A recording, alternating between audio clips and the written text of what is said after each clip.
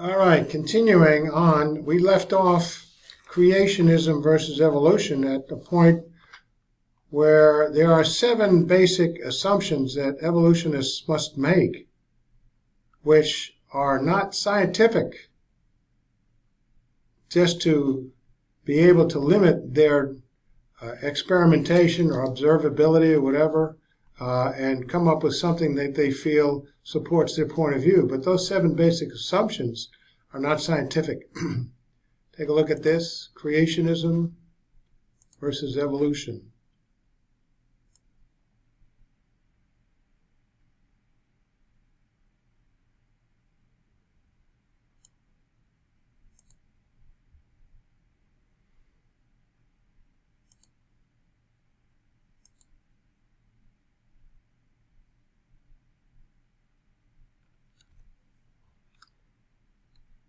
Seven basic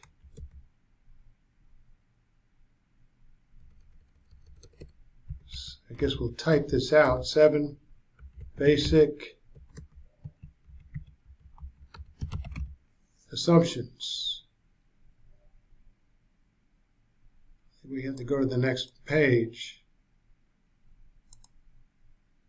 Oops. Here we go. All right, now we're on the second page. We're at this location here, ko2.htm.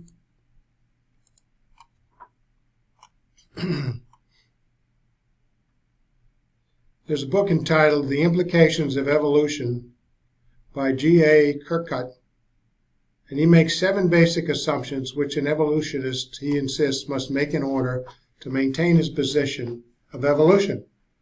He then must fit the evidence into these assumptions. That's not really exactly scientific. So your observations, if they don't fit into the 7 basic assumptions, you throw them out. But that's what you observed. Non-living things give rise to living material. Spontaneous generation could occur only once. Viruses, bacteria, plants, and animals are all interrelated.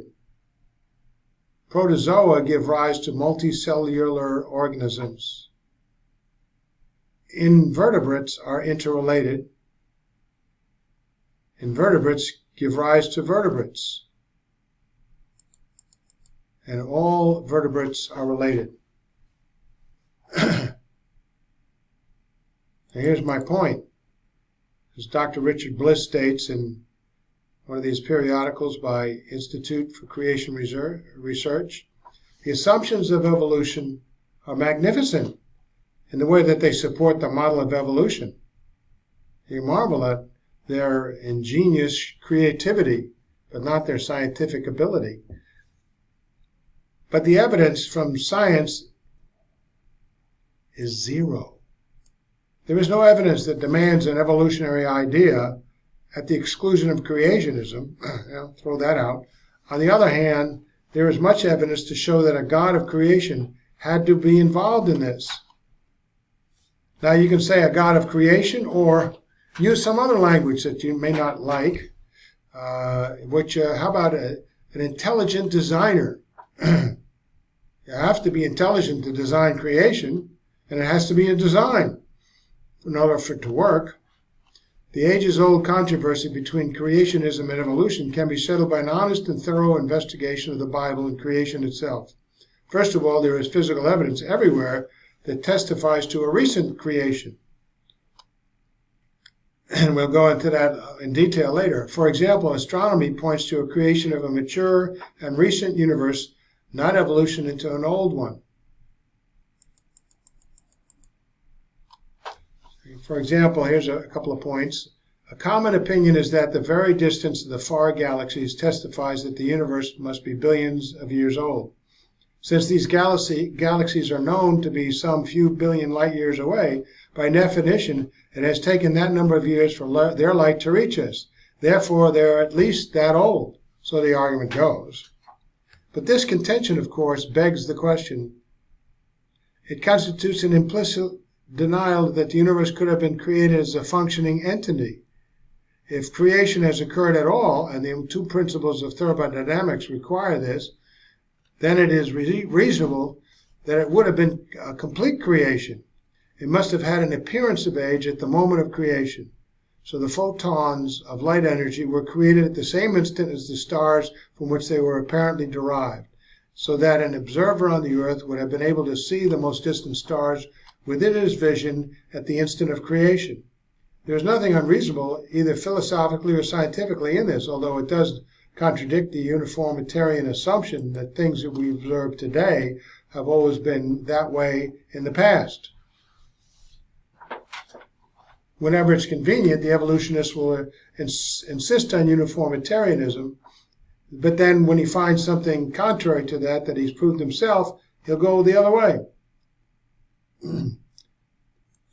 Interestingly enough, another brochure and book on time dilation and gravity, that it's possible that the time it takes for light to reach the center of the universe, which the Earth could very well possibly be, there's no proof either way. If it were true, then billions of light years away, in terms of how light travels, how long, depends upon the location within the universe. And if you're at a gravitational point, you might see it in a matter of seconds or minutes or hours or days. But if you're outside of the center of the universe, because gravitation is a lot less, it'll take much longer. There's been an experiment where you take light and measure it a mile up in the higher up, like in Meridian versus Denver, which is even higher. We find there is a difference in how time passes by. So time changes, and the light then arrives at the center of the universe a lot quicker than someplace parallel to it and the same distance away. So even apart from this factor, it is not commonly realized how many esoteric assumptions enter into each, even such an apparently simple concept as the speed of light and the geometric nature of the universe. To illustrate a recent theory, rather vigorously advocated by some astrophysicists, strongly questions the constancy of the velocity of light in space and time, as well as the generally accepted Einsteinian nature of the universe. These writers regard the universe much more realistically as a Euclidean universe, three-dimensional, as in our everyday experience, and the velocity of light is constant with respect to its source, rather than with respect to any observer, as Einstein does. So, in essence, therefore, the method of this paper leaves astronomical space unchanged, but reduces the time required for light to travel from a star to the Earth. So, or more specifically, and rather surprisingly, the acceptance of Riemann space allows us to reject Einstein's relativity and to keep all the ordinary ideas of time and all the ideas of Euclidean space out in a distance of a few light years. Astronomical space requires Euclidean for material bodies, but light is considered to travel in Riemann space. In this way, the time required for light to reach us from distant stars is only a matter of years. So astronomy to date has nothing really definitive to say about the age of the universe, and this is entirely aside from the really much more fundamental issue of the reality of a genuine creation. So we can conclude, so mankind evidently did not evolve and was given all of his capacities instantly, and so it was with the way the universe was created. Many evolutionists maintain that creationists believe that God made the earth and the universe with age. But this is not true. Creationists maintain that God did create the universe with age. They believe that Adam was fully mature and fully operational when he was created, probably with an appearance of a man approximately the age of 26 to 30 years. Yet, while he was fully mature, he was only two minutes old. Time for man to begin the moment. God breathed into his nostrils the breath of life, and he became a living soul. He had no age until that moment, yet he was fully mature. The universe reflects this same experience. There is no age in the universe until the moment of creation, but there is mature, full-blown operation. It is a mature universe, not an old universe, and is not the appearance of age, but the immediate observation of maturity. So, we have a point here, another point, young age of the stars. Some evidence here.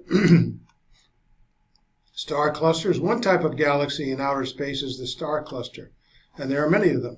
And within each one are billions of stars. Some of these clusters are moving so rapidly that it would be impossible for them to remain together if the universe were very old. We have large stars. Some stars are so large and radiate energy so rapidly that they could not have contained enough hydrogen to radiate at such fast rates for long ages, because their initial mass would have had to have been too immense. High energy stars. 4 types of stars radiate energy too rapidly to have existed longer than 50,000 to 300,000 years. Binary stars. Most stars in the disk of galaxies are binary stars, 2 stars revolving about one another. Yet frequently one is classified as very old and the other very young. This cannot be. New light from binary stars indicates that the universe is young. Click on this and get into a little more sophisticated. New light from binary stars.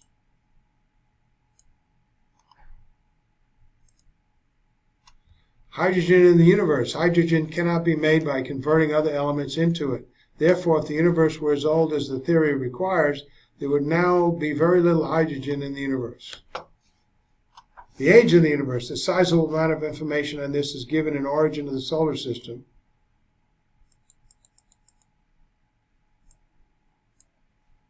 Evidence from our solar system. Solar collapses. Our sun is gradually shrinking at a steady rate. It is occurring fast enough that as little as 50,000 years ago, the sun would have been so large that our oceans would boil. In far less time, in the past 25,000 years or so, all life on Earth would have ceased to exist. We have solar neutrinos. The sun is emitting hardly any neutrinos. This, coupled with the fact that the sun is shrinking, points to a recently created sun. Comets. Comets circle the Earth, the sun rather, and are assumed to be as old as our solar system. Since they are continually disintegrating, and a number are known to have broken up, evidently all of them self-destruct within a relatively short period of time. It is estimated that comets cannot be over 10,000 years old. Comet water. Comets are primarily composed of water, so many small comets strike the Earth that if our planet were billions of years old, our oceans would be filled with several times over with water. Solar wind. The sun's radiation blows very small particles in space outward. All particles smaller than a certain size should be millions of years old have been blown out of the solar system. Yet these microparticles are abundant and still orbiting the sun.